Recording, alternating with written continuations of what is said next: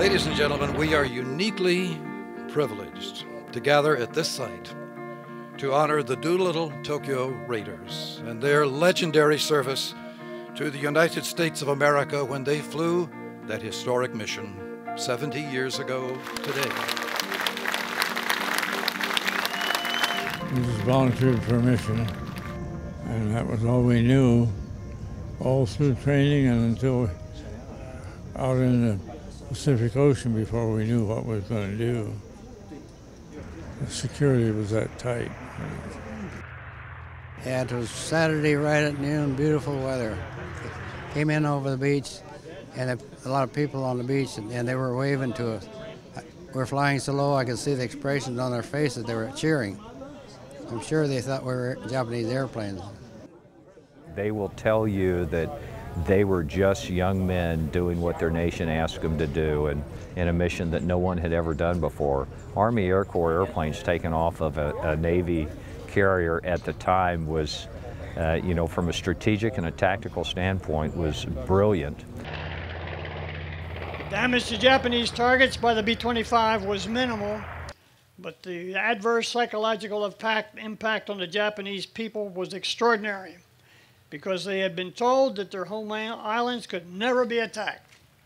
On the other hand, American morale soared as it was realized that the nation could and would fight back. Dick Cole was the co-pilot for General Doolittle. We are grateful we had the opportunity to serve and mindful that our nation benefited from our service. Thank you for joining us today. Dave Thatcher was in crew number 7, and you've heard about that one because that's the author of the book. The 32nd over Tokyo was his pilot, but he received the Silver Star later for helping his crew survive. Crash landing on a Japanese-occupied island off the coast of China. But there just didn't happen to be any Japanese there at the time, and the Chinese underground got us out of there. So if it hadn't been for them, we'd have surely been captured. Tom Griffin also came back to the States after the raid. Immediately got into a B-26 unit, went to North Africa. He was shot down for the second time and became a prisoner of war of the Germans. Ed was a gunner and bombardier, and we're in the 15th aircraft. We're out of gas, basically. We landed in China Sea. Airplane doing real good. It floated for 10 minutes. We got able to get out of it and get in the life raft.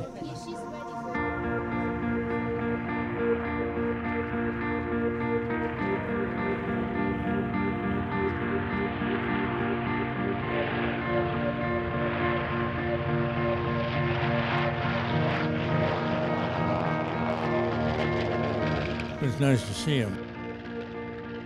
I really enjoyed that. It looked good, even sounded good.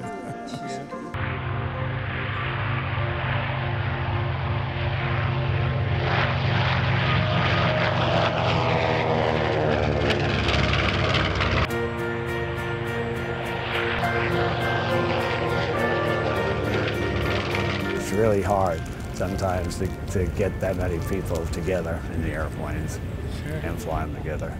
First time I was in a B-25 was in '52. It's nice, it's cold. If your feet are cold, in a cold country, that floor of a B-25 is cold.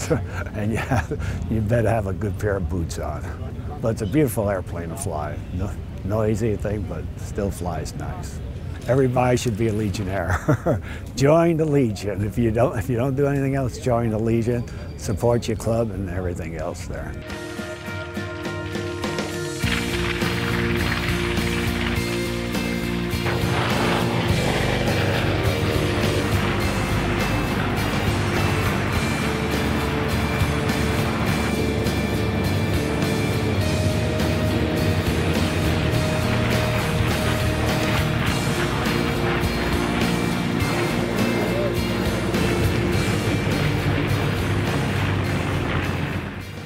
Did you think during the raid itself, or when you volunteered, that we'd still be talking about it in 70 years? You know, I don't think I ever thought about that at the time. It just happened. And I think it's very fortunate, for example, for one man, me, to still be around talking to you about that after, what is it, 70 years?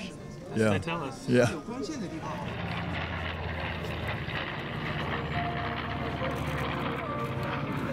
The Raiders don't like to be singled out. We were part of the big team that took care of the enemy. And that's the way we'd like to be remembered.